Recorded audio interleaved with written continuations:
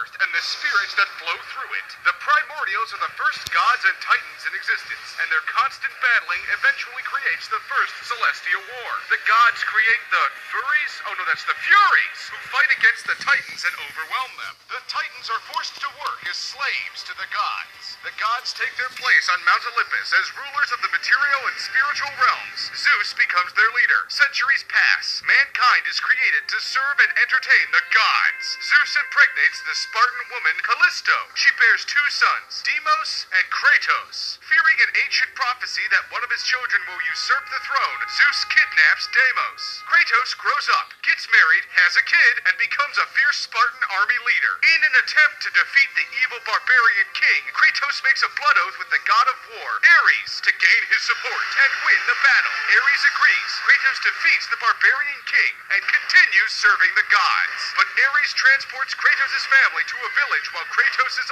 army is destroying it, and Kratos accidentally murders his own family. Dick move! Kratos breaks the blood oath with Ares and vows his revenge. He is captured by the Furies and imprisoned for breaking the oath, but he breaks free and sets off on his journey to kill Ares. Kratos serves the Olympian gods for 10 years, hoping to gain their support for his overtaking of Ares. He is tasked with finding the missing sun god Helios. He travels to the underworld to retrieve him, succeeds, and wins the favor of the goddess Athena. She tells him to use the power of Pandora's box to defeat Ares. Kratos discovers Pandora's box, effectively becomes a deity, kills Ares, and becomes the new god of war. Kratos decides to set off to find his lost brother Deimos, finds him in prison for decades, but loses him to the god Thanatos. Kratos kills Thanatos and vows revenge on the gods again. Kratos leads an all-out assault on Greece and attracts the attention of the gods. Zeus offers Kratos one last chance to serve them, but Kratos declines.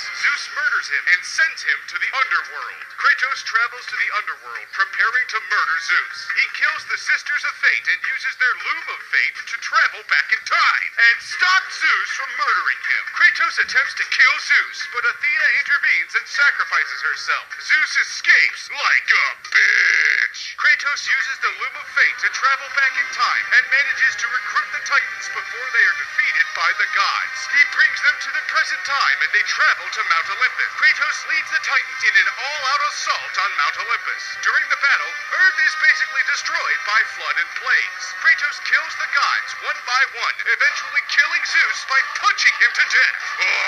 In a last act to redeem himself for all of his crimes, Kratos attempts suicide to give hope to the remaining survivors of Earth. However, it would appear that Kratos survived his own attack, and that is